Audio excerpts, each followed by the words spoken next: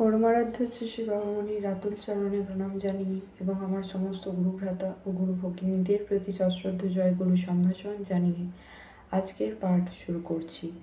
ওম অখণ্ড সংহিতা বা অখণ্ড মণ্ডলেশ্বর শ্রী শ্রী স্বামী স্বরূপানন্দ পরমহংসদেবের উপদেশ বাণী দশম খণ্ড।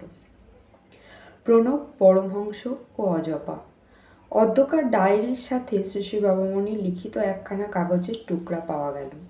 শ্রী শ্রী বাবামণি যখন মৌনী থাকেন তখন এভাবে সংক্ষেপে জটিল বিষয় লিখিয়া রাখেন। এই কাগজের টুকরাটি আজিকার লেখা কিনা তাহা নির্ণয় করা সম্ভব হইতেছে না, কিন্তু আজিকারই তারিখের কাগজপত্রের সঙ্গে থাকায় আমরা এখানে তাহার অনুলিপি দিতেছি। সম্ভবত সাধন রহস্য সম্পর্কে কোনো জিজ্ঞাসু ব্যক্তির পরপর প্রশ্নের উত্তরে শ্রী শ্রী বাবামণি ইহা লিখিয়াছেন, যথা: আমার মনে হয় তোমার কথিত মন্ত্রটি আধুনিক।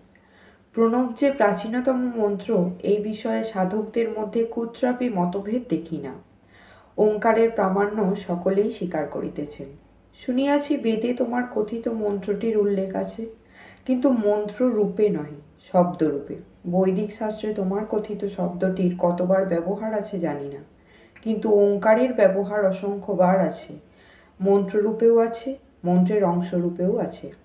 তোমরা যে সকল শব্দকে এক একটি মন্ত্র বলিয়া মনে করিয়া থাকো, তাহার অনেকগুলি প্রকৃত প্রস্তাবে মন্ত্র নয়, বরঞ্চ সাধনের এক একটা সূক্ষ্ম ইঙ্গিত বা গুপ্ত সংকেত। সেই সকল ইঙ্গিতের লক্ষ্য এই যে উহা অনুসরণে নাদাত্মক পরব্রহ্ম মহাপ্রণবের রসাস্বাদন সম্ভব হইবে। হ্যাঁ, শ্বাস গ্রহণকালে তিনি তোমাদের আসিয়া তোমার যৌবন সম্পাদন করিতেছেন, স্মরণ রাখিও। প্রশ্বাস ছাড়িবার কালে মনে রাখিও তুমি তাতে ডুবিয়া যাইতেছ, তোমার নিজত্ব নাই, তুমি মৃত। এই সংকেত ভুলিয়া অর্থহীন বিতণ্ডায় ডুবিয়া লাভ কি? অনেকে মনে করেন নির্দিষ্ট একটা মন্ত্র যিনি জপ করেন তিনিই পরমহংস। এই কথাটার অর্থ দুর্বোধ্য। হংস সমান আত্মা, পরমহংস সমান পরমাত্মা। যিনি নিজেকে পরমাত্মার সহিত অভেদ জানেন তিনি জ্ঞানী পরমহংস। যিনি অব্যভিচারিণী নিষ্ঠায় অনন্য শরণ হইয়া পরমাত্মাতে আত্মসমর্পণ করেন তিনি ভক্ত পরমহংস। যিনি সর্বোদ্দেশ্য বিহীন হইয়া একমাত্র পরমাত্মার প্রীত্যর্থে কর্মানুষ্ঠান করেন তিনি কর্মী পরমহংস। হংসের গুণ নীর হইতে ক্ষীর গ্রহণ, পরমহংসের গুণ সকল অসার বস্তু হইতে পরম সার বস্তু গ্রহণ, অর্থাৎ সর্ববস্তুতে, সর্বঘটনায়, সর্বকালে পরমাত্মা দর্শন। নির্দিষ্ট একটি মন্ত্র জপা বা না জপার সাথে পরমহংসত্ব লাভের কোনো সম্পর্ক নাই।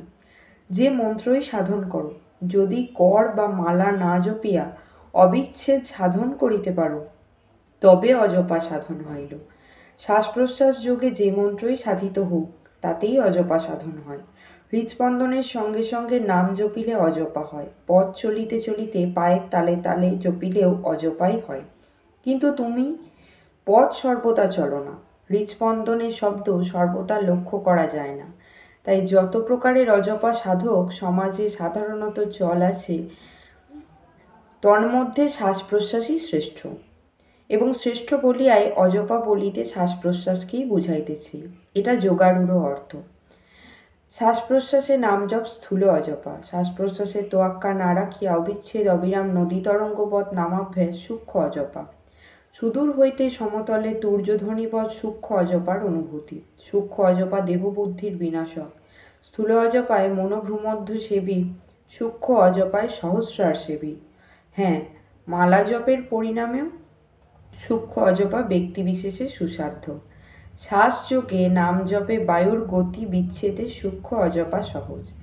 কলিকাতা, 7ই কার্তিক 1339। অপরাহ্নে কতিপয় উপদেশ প্রার্থী আসিয়াছেন। জয় গুরু।